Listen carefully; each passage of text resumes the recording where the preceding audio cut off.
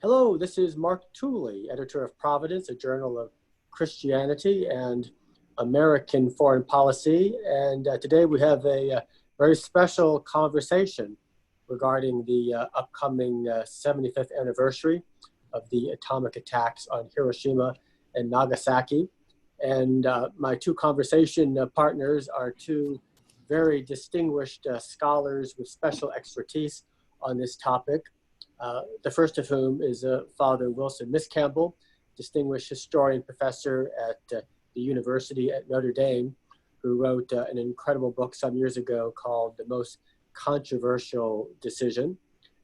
Joining us as well is my Providence colleague, editor Marc LiVecche, who is himself writing what will certainly be a fascinating and impressive book on the Hiroshima and Nagasaki decision. So I'm looking forward to what will be a power-packed and insightful conversation. Thank you both, gentlemen. Thank you. Thank you, Mark. Good to be with you both. Well, in deference to seniority, if we could start with you first, Father Bill, tell us a little bit about the findings of your book, your scholarship, and your overall perspective on what happened in August of 1945. Okay, Mark, thanks very much. I should explain at the outset that my own training is as a diplomatic historian, and that's how I came to write about the atomic bomb, not out of a specific interest in Hiroshima and Nagasaki, but out of a broader interest in the United States and the origins of the Cold War. So I had done a book called, I'll do a little book promotion here, a book called From Roosevelt to Truman.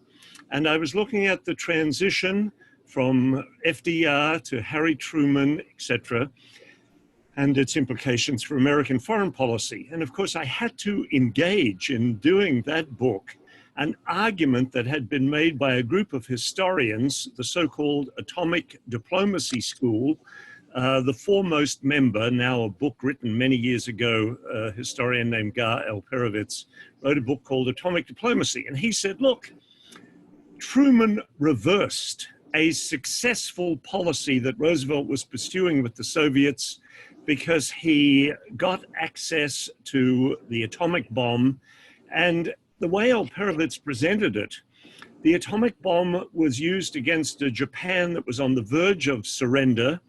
And it was really the opening shot of the Cold War rather than a needed exercise to end World War II. Anyway, that's what drew me to the topic. I began to investigate it primarily as a historian, trying to get at the facts of the matter. And of course, in my research, I discovered that Truman and his advisors utilized the atomic bomb to defeat Japan. They wanted to avoid what they saw would be an enormously costly invasion of the Japanese home islands, and the Japanese were preparing themselves to make it an enormously costly invasion.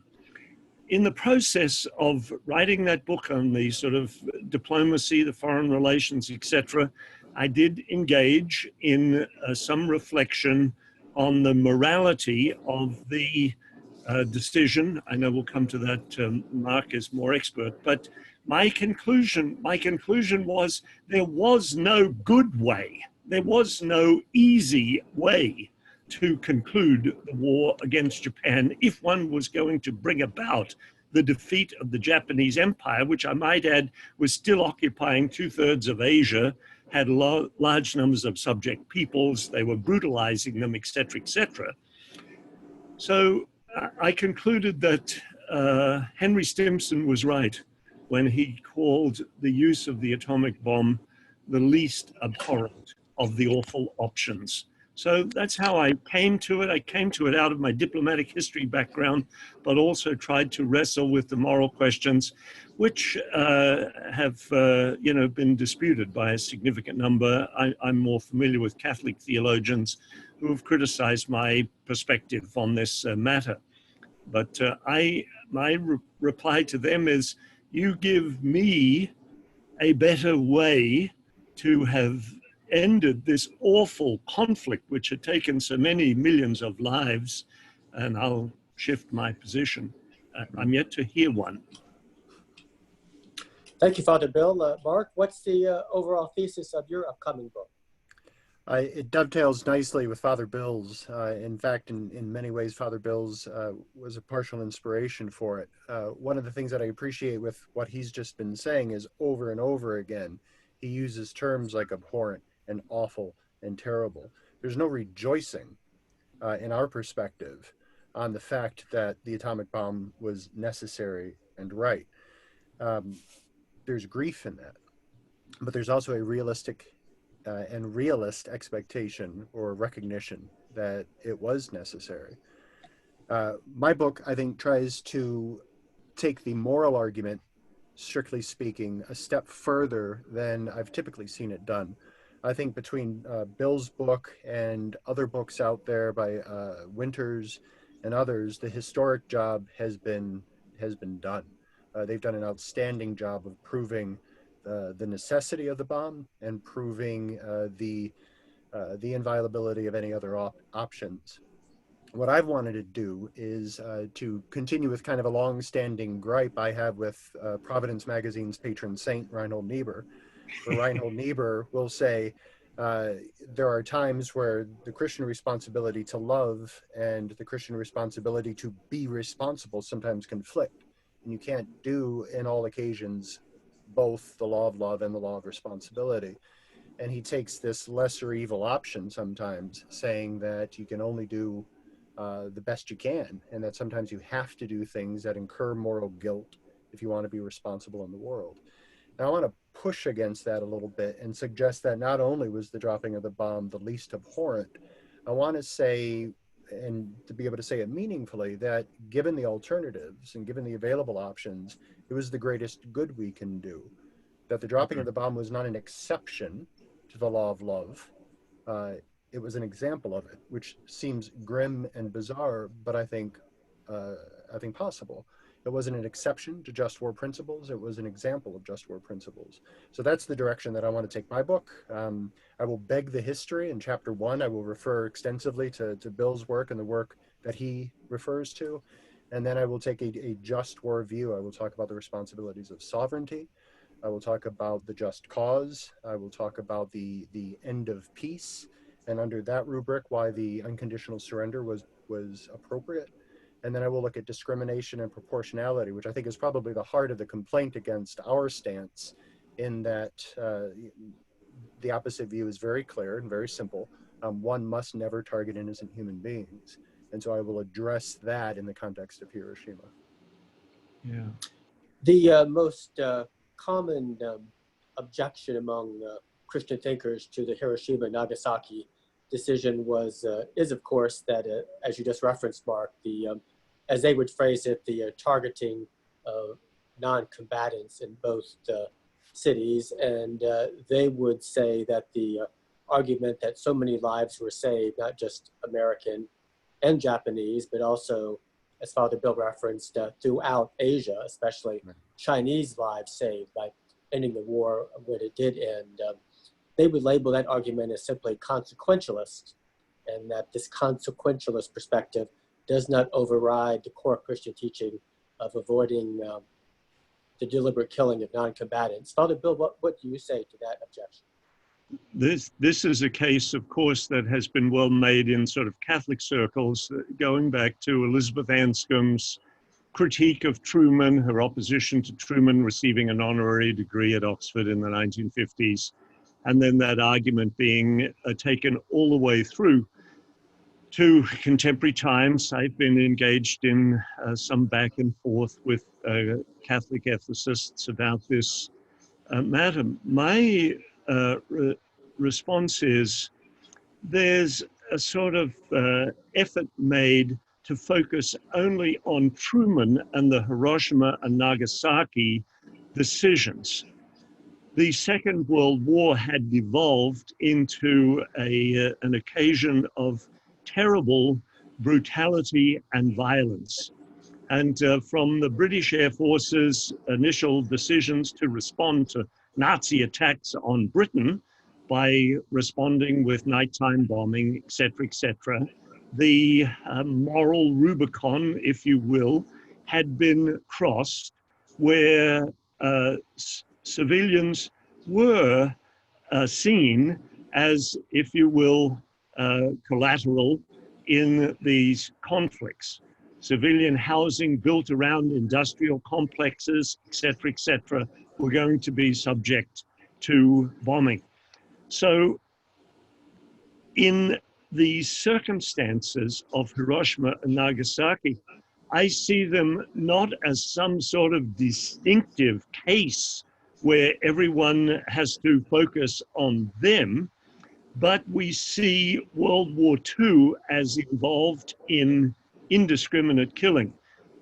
Most of the ethicists who engage, Marc will be a great exception when his book comes out, because many of the ethicists who engage in this matter know very little about the circumstances of the war, Marc, very little about the circumstances of the war. So, for example, they have no idea that as the United States retook Manila and engaged in furious artillery bombing of the city to dislodge a Japanese core defense, numerous civilians were lost. I wish there was more focus on Okinawa, where enormous numbers of civilians are killed in conventional fighting, as the United States makes this effort to move up to defeat a Japan that had cost 17 million lives throughout its rampage through Asia. So my argument is, look, this was a tragic case where Truman's resort to this attack on what I maintain was not a civilian target. Hiroshima and Nagasaki were both military industrial targets. Civilian people lived in those cities for sure, but both were important industrial targets. They were legitimate targets for war. In those circumstances, Truman was legitimate to pursue an attack on those targets. Civilians had been warned to evacuate those cities. The United States had been warning Japanese civilians, get out, get out. So he was right to proceed ahead, and he brought terrible bloodshed to an end by doing so. So I'm not saying that there weren't some innocent folks, some innocent Japanese civilians killed in Hiroshima and Nagasaki. But that was not Truman's principal intention. His intention was to do damage to the Japanese military industrial targets there and to have an impact on the Japanese leadership structure. And thank God it did have an impact. Those bombs convinced Hirohito to go against his military and to force a surrender. Not to have surrendered. Just conceiving of the alternate courses of action makes one realize that it would have been indiscriminate killing of civilians on a vastly broader scale. And I think that has to be taken into some calculation. Marc, if you could at first explain to us, for those who aren't familiar with the term, what is consequentialism, and why would you reject the allegation that you're resorting to consequentialist arguments? I think in a nutshell, consequentialism being the idea that moral norms or moral absolutes are set aside, and what determines the moral validity of an action is the consequence. And a consequentialist, hopefully, is going to be aiming at the greatest possible good that can come from a particular moral act. So it doesn't matter what you do so much, it matters what results from what you do. A focus on consequences that lead to the greatest amount of good for the greatest number of people, a form of utilitarianism. A part of the reason I would reject it is there's a couple. first of all, not all attention to consequence is consequentialism. Hopefully Christian Yeah. ethicists and moralists are concerned about consequence. Consequences matter.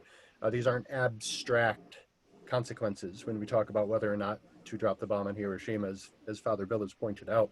These consequences are really individual lives, millions of times over, both in Japan and in China, and in American lives. So I think it's not consequentialism because you're not focused solely on consequence. Um, a part of what I think is strong in Bill's argument is this idea that in consequentialism you can't necessarily compare like things to like things because you're only focused on consequence. Here, I think we can compare like things to like things. I think it's true that innocent lives are of incomparable worth, except that you can compare innocent lives to innocent lives. And when you look at the case of Hiroshima, we are not only talking about innocent lives in Hiroshima and Nagasaki. I think there's several strata of innocent lives that need to be brought into the equation. First, you look at American Marine lives, the Allied lives. It's true, according to the just war tradition, that discrimination means you target combatants and you don't target non-combatants. That's true. It's not always quite so simple. Look at the American Marines, many of whom were conscripts, many of whom who weren't conscripts were post-Pearl Harbor volunteers. That means they are combatants, but before they were combatants, they were sons and brothers, they were fathers and husbands, they were shopkeepers and clerks and policemen and firefighters. They were people who led civilian lives prior to an act of Japanese aggression, completely unprovoked against America. And so they enter into combat. So it seems strange to me to immediately insist that simply because they are in uniform, they are targetable, and other people necessarily are not. It's more complicated than that. I think Truman, as a sovereign of a political state, had a sovereign's responsibility to care for the political, for the welfare of his political constituency. So he has an obligation to American Marines, not simply to send them into harm's way arbitrarily. So I think there's an innocence in the American Marine that needs to be taken into account. That's the first. But also, as Father Bill has gestured to, this isn't as if we can choose whether or not we're going to kill innocent lives and or not. You drop the bomb on Hiroshima, you're going to kill some innocent lives. That's a given. But if you invade Japan, you're going to kill innocent lives. Now, some people will say, well, wait a minute, we can only be responsible for the evils that are certain, not the evils that are possible. But that's to simply ignore history. Bill does a great job in his book of demonstrating how the Japanese taught us what fighting the Japanese was going to look like from island to island to island to island. After Iwo Jima and Okinawa, there should have been no question what the human toll would have been in a land invasion of the Japanese home islands. Bracket the American and Allied lives. Just the Japanese lives alone would have been a horrendous loss.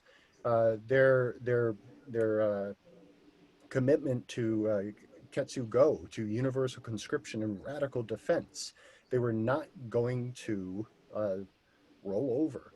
Their battle plan, they knew from certainly January 1945 onward, they knew the war was lost. They didn't expect to win the war. They expected simply to make the cost of our winning it so bloody that we would sue for terms rather than fight for an all-out victory. So you compare Japanese innocent lives to other Japanese innocent lives, whether through the land invasion, the naval blockade, the continuation of conventional bombing, any other alternative would have cost additional innocent lives. That seems to me, as a matter of historic record, incontrovertible. And then you get to, as Father Bill said, the civilian lives. Every day that war continued, innocent human lives under Japanese occupation were being lost. And the numbers are astronomical. They're a little bit all over the board, but you get anything from 250,000 civilian lives in occupied lands a month to even more aggressive numbers than that. So if the land invasion of Japan was going to take place in November, that's 2 or 3 additional months since Hiroshima. that's potentially 500,000 to 750,000 additional civilian lives just in occupied lands. You know, let alone the final invasion taking place in the spring. It would have been a horrendous human toll. My position is simple. If you wanted to save innocent lives, you dropped that bomb. Yeah, I think Mark's point, if I could just follow up on it, it's rare in the ethical reflection about Hiroshima and Nagasaki that those innocent lives throughout the rest of Asia that Mark has just referred to, the sort of, let's say, from the dropping of the bombs in August to the invasion of Kyushu in November, 3 to 4 months. Right. So 250,000 innocent civilian lives every month. I would like to see them drawn into the moral calculus of those who so readily criticize Truman's decision. He is aware of the loss of life. And of course, he's most concerned, as Mark points out, about saving American lives. But of course, he once said he wanted to avoid an Okinawa from one end of Japan to the other. An Okinawa meant Japanese troops fighting to the death and enormous civilian casualties. So these are lives that must be drawn, I think, into the moral calculus. And when you do, you find, you know, it's a tragic circumstance. There's no easy, in quotes, moral option, although Mark may make the case for that. It's the least awful, the least abhorrent action that Truman takes. Yeah, you gesture to the civilians in Okinawa. It's worth remembering. I think the numbers, maybe you quote them, are about 150,000 Okinawan civilians, which is at least twice the number of Japanese militants that were killed in Okinawa. The civilians always pay a higher cost. But of those 150,000 civilians, some 40,000 were conscripted by the Japanese. So this question of whether or not Japanese civilians would have fought on the home islands can be tentatively answered by pointing out that they did indeed fight on Okinawa. Yeah, yeah. And many of those deaths on Okinawa were suicides, weren't they, by Japanese civilians? Yes, there was a sizable number of thousands that jumping over the cliffs. This has received, of course, publicity. The fear that the Japanese military instilled in the populations as to what would be, dare we use the word, consequences if they were captured by the Americans. These poor folk preferred to take their own lives rather than become prisoners of the United States. And of course, that was the similar thinking that operated for the Japanese military as well. It's so noted that it was a cause of shame for them to surrender. Folks must appreciate the awful nature of the war in the Pacific, the brutality of the conflict. It was terrible. Right. The British military historian says that more Indo-Chinese died under 4 years of Japanese occupation than would die under 20 years of the Vietnam War. There again, whoever thinks about Indochina during World War II, that was just a small sideshow, yet a remarkable fact. I recall some years ago. Mark has mentioned a couple of times the millions of Chinese losses under the Japanese occupation, horrendous numbers. And those numbers were 17, arguably 18 million, wasn't it?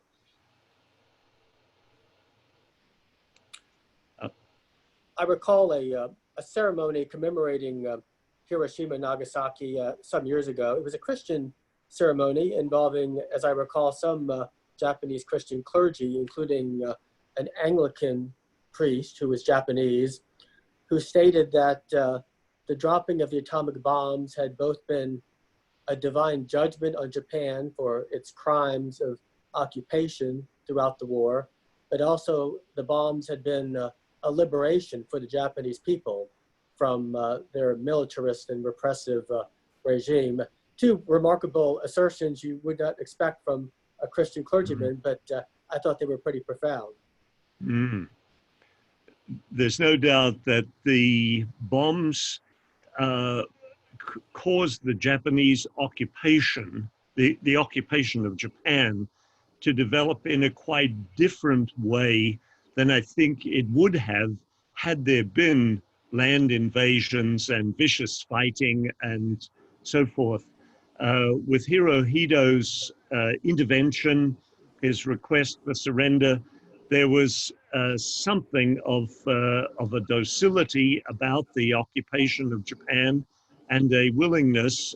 I don't want to overstate the changes in the Japanese system, but Douglas MacArthur oversaw an occupation that improved the position of women in Japanese society, et cetera, and I think it has to be seen as, just as in the occupation of West Germany, as an enormous success that brought forth a nation that has lived by and large in peace for 65 years since the 75 years since the ending of the war. So it's hard to sort of speak in terms of the beneficial effects of the A-bomb, but it did have a not simply an ending of the war, but bringing about, I think, a more peaceful occupation of Japan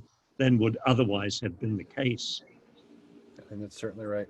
I've written before, Mark, on decisiveness being an implication of the just war tradition, where if the end of war is peace, peace very often comes about when one side knows that they've been licked. And the Japanese were able to save face somewhat counterintuitively and be able to say, we've lost this war, not so much on the battlefield, but because of American, scientific technological prowess, which isn't entirely true, but, you can give that a pass. The bomb was seen by some Japanese historians as a gift from heaven, which is, again, a grim assertion. And we haven't even touched on the fact that by shortening the war, we prevented the Soviet invasion of the Japanese home islands, which prevented Soviet occupation of Japan, which, if you ask my Eastern European friends, is no small thing.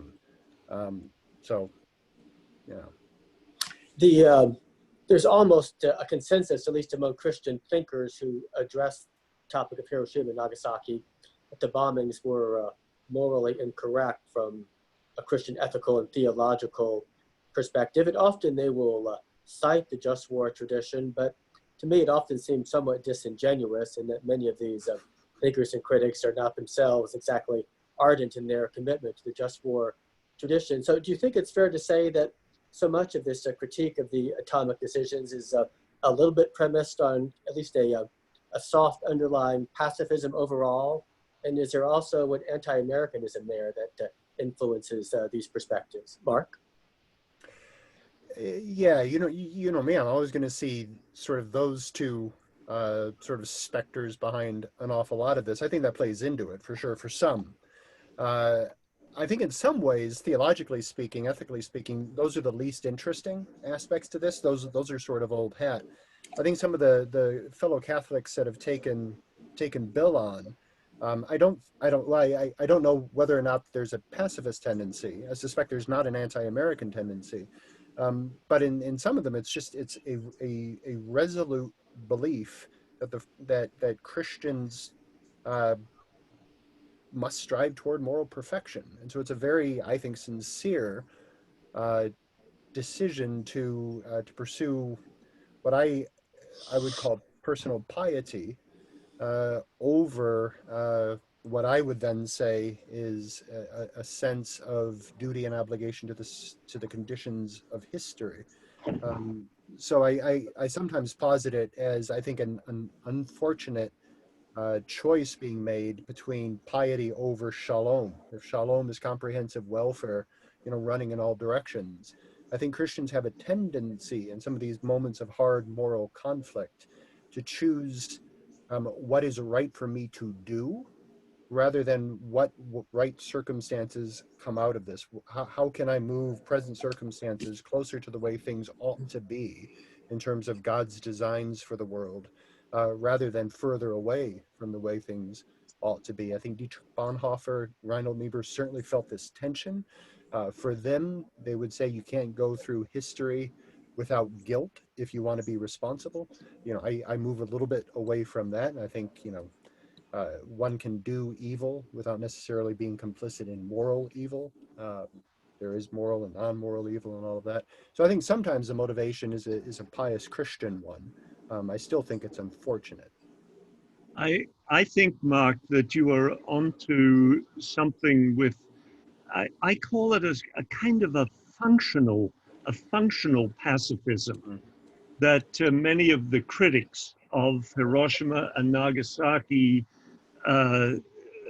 come out of, emerge from, because they never are able to provide a course of action that they would pursue as the alternate course, because all the other alternate courses are even far worse, awful than Hiroshima and Nagasaki. But they resort back. Now, this is from my Catholic tradition. Folks I've had quoted to me a number of times, Pope John Paul II, a hero of mine. They quote the encyclical Veritatis Splendor about it's never lawful, even for the gravest reasons, to do evil, that good may come of it. And yet, even in that encyclical, I think John Paul said, sometimes you can tolerate a lesser moral evil in order to avoid a greater evil. And that's where I see my position being lodged, that I'm not pretending that this was a moral. Mark is maybe making a stronger case for a moral good, but I am saying it was the least worst of the terrible options. And I think those critics of Truman, some people go to extremes and say, should Truman be put retrospectively on trial for war crimes and outrageous sort of accusations like that? Those critics should be obliged to come up with their alternate course of action that would have been preferable to what Truman undertook. I think that's right. If I can splice my hair a little bit thinner, I hesitate, and some of this is, I hope, is more than semantics. I don't want to suggest that Hiroshima was a moral good. Oh, sorry. Bill, I think, well, no, I come very close to saying that. So it's so again, I'm playing a tight game. You say somewhere, I think in one of your public discourse essays, which if people don't know the back and forth between you and Christopher Tollefson, they should find it, because on public discourse, it's a great series of exchanges. But somewhere you say something to the effect of, or he quotes you as saying that in isolation, the bombing of Hiroshima is a moral, is morally abhorrent, or I don't know the exact language, but that's exactly right. That in isolation, this is something we would never, ever do, just like we would never, ever, in isolation, cut the leg off a child. But if circumstances so arrange themselves, if the child's leg is gangrene and it has to be removed in order to save the life, etc., what is in isolation morally abhorrent might become morally right. And I want to say it's morally right, not morally good. I would suggest the morally good is always saved for those things that are intrinsically good. This was simply, which is not simple, this was simply morally right, all things considered, which I think is a little bit of a nuance. Well, moving toward conclusion, I have to ask you, Father Bill, what were the primary Catholic responses in August 1945 to the dropping of the bombs? And could you also, in conclusion, reflect on what the implications of this anniversary are for us today as Christians in the year 2020? In 1945, there was, even at the initial stage and in the midst of the celebrations for the ending of the war, in which most Catholics joined in, so they were glad that the bombs had been used and that the war was coming to an end and that their sons and brothers and husbands would be coming home. But in the midst of all that celebration, there were, in fact, voices raised uh, great Jesuit theologian, raised concerns. He had already been raising concerns about obliteration bombing in Europe. So there were ethical concerns being raised about it. And then Vatican II certainly picked up with that. Gaudium et Spes has a particular paragraph that raises enormous concerns about attacking cities, bombing of cities, etc. So within the Catholic community, I'd say there has been a sort of a bit of separation. The broader community celebrated the end of the war. Some voices had concerns about it, and good folk like Chris Tollefson are still obviously raising deep concerns about this. So a sort of mixed response, I guess, would be the case. Subsequent to Vatican II, most papal documents and statements have moved very much in a more pacifist direction. There's still the some genuflection to just war teaching, but it's increasingly moving to a kind of functional pacifism position. That's the reality that I think someone like George Weigel has pointed out recently.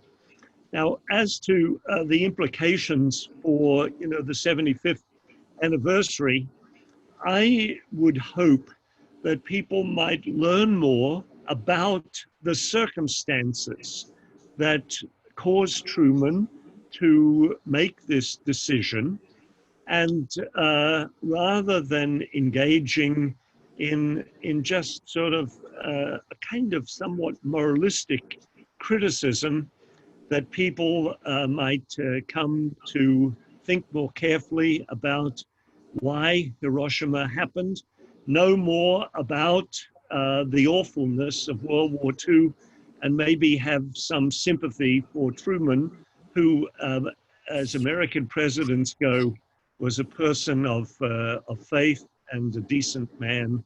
And I think he made the best decision that he could.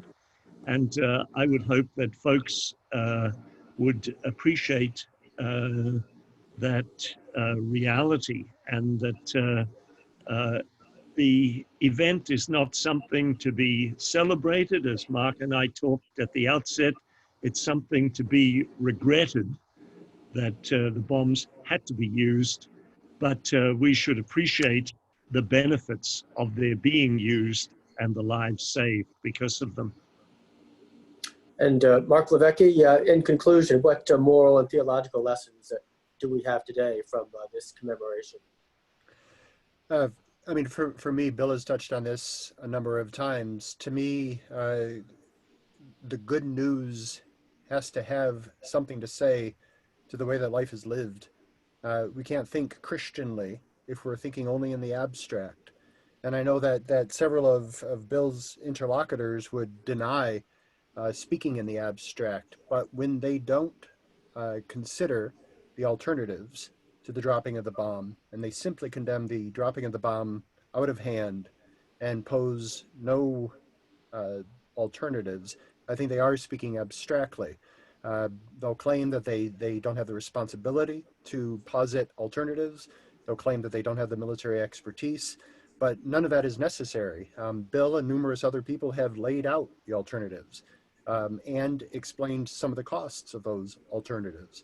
So they don't have to do a lot of research to know this. They have the alternatives, they can line them up, and I would like them to apply their moral reflection on those alternatives just as they've applied it to the dropping of the bomb themselves.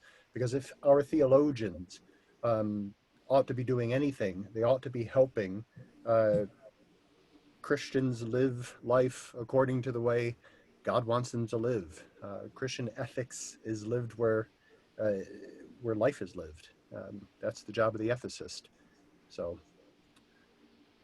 moral reflection is practical thinking. Father Wilson Miscamble and Marc LiVecche, thank you for this very insightful, informative, and ecumenical conversation about this fast approaching 75th anniversary in a few weeks. regarding the end of World War II. Bye-bye. You. Thank you so much, Mark. Take Okay, care. guys.